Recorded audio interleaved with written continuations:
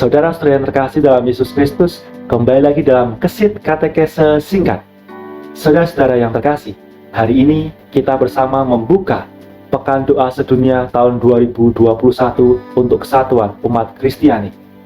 Kita harus terus-menerus berdoa agar gereja menjadi satu kesatuan dalam Kristus Yesus, sebagaimana Yesus berdoa sebelum ia mengalami sengsara dan wafatnya di kayu salib. Dalam Injil Yohanes bab 17 ayat 21 dikatakan bahwa supaya mereka menjadi satu, sama seperti Engkau ya Bapa, di dalam aku dan aku di dalam Engkau, agar mereka juga dalam kita. Saudara-saudara, tentulah kesatuan ini merupakan pengharapan dan juga perjuangan bagi kita umat Kristiani. Inilah pula harapan dari Yesus Kristus agar seluruh gereja dapat bersatu, sehingga penuhlah rahmat untuk menghadapi perjalanan zaman ini. Saudara-saudara yang terkasih, pada kesempatan kali ini kita akan bersama-sama berbicara tentang kesatuan gereja Katolik. Satu pertanyaan yang akan kita jawab bersama, apakah gereja Katolik Roma adalah satu-satunya gereja Katolik yang ada di dunia? Jika gereja Katolik Roma adalah satu-satunya gereja di dunia ini, mengapa harus ada kesatuan antara gereja-gereja yang lain?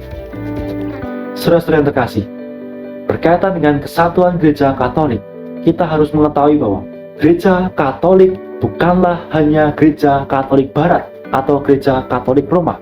Sesungguhnya selain gereja Katolik Barat, ada juga gereja Katolik Timur.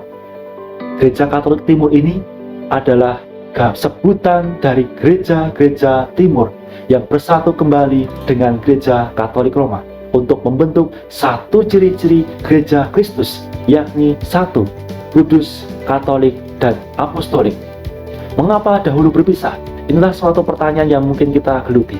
Dan untuk menjawab ini tentulah kita juga tidak bisa memisahkan dari sejarah masa lampau. Tetapi pada kesempatan ini saya rasa kurang waktunya untuk menjelaskan mengapa dahulu berpisah. Tapi saudara, setidaknya ada beberapa alasan mengapa perpisahan antara gereja terjadi pada masa lampau. Pertama, setidaknya kita bisa melihat terkait dengan situasi politik saat itu, di mana pasca perpindahan pusat kekaisaran dari Roma ke Konstantinopel pada zaman Kekaisaran Konstantinus Agung. Selain itu juga perpisahan kekaisaran pada zaman Theodosius menjadi Kekaisaran Romawi Barat yang berpusat di Roma dan juga Kekaisaran Romawi Timur yang berpusat di Konstantinopel. Selain alasan politik itu, juga ada alasan terkait dengan perkembangan filsafat serta teologi yang berbeda dari gereja Timur dan juga gereja Barat. Lebih dari itu juga ada perebutan kepemimpinan dalam gereja, ketidaksamaan, pemahaman, dan juga kesempatan terkait dengan hasil konsili, maupun juga kekayaan tradisi yang cukup berbeda dari gereja Timur dan juga gereja Barat. Saudara-saudara yang terkasih, jika kita melihat berapa jumlah gereja-gereja Timur yang bergabung dengan gereja Katolik Barat atau gereja Katolik Roma, setidaknya sampai tahun 2021 ini ada 23 gereja Katolik Timur yang bersatu dengan gereja Katolik Barat. Yang pertama, gereja Katolik Ethiopia, gereja Katolik Koptik, gereja Katolik Erethian. Ketiganya menggunakan ritus Alexandria. Kedua, gereja Katolik Albania, gereja Katolik Bulgaria, gereja Katolik Belarusia, gereja Katolik Hungaria, gereja Katolik Italo-Albania, gereja Katolik Kroasia, gereja Katolik Melkit, gereja Katolik Makedonia, gereja Katolik Rusia, gereja Katolik Rumania, gereja Katolik Rutenia, gereja Katolik Slovakia, gereja Katolik Yunani, gereja Katolik Yunani Ukraina. Ke-14 gereja ini menggunakan ritus Byzantine atau Konstantinopel. Ketiga, gereja Katolik Maronit, gereja Katolik Suria, gereja Katolik Syro Malankara. Ketiga gereja ini menggunakan ritus Antioquia atau ritus Syria Barat. Keempat, gereja Katolik Armenia menggunakan ritus Armenia. Kelima, gereja Katolik Kaldea, gereja Katolik Syro Malabar. Kedua gereja ini menggunakan ritus Syria Timur atau Kaldean. sedangkan Gereja Katolik Barat atau Gereja Katolik Roma menggunakan ritus Latin. Dari sini kita mengetahui bahwa dengan bergabungnya Gereja Katolik Timur dengan Gereja Katolik Barat, Gereja Katolik terdiri dari 24 gereja dan juga 6 ritus. Sebanyak 24 gereja ini adalah gereja partikular yang otonom dan mandiri. Dalam hal ini, setiap gereja tidak memiliki wewenang untuk campur tangan urusan gereja partikular lainnya, dan semua gereja memiliki wewenang mengatur tata peribadatan sesuai dengan kekayaan tradisi masing-masing.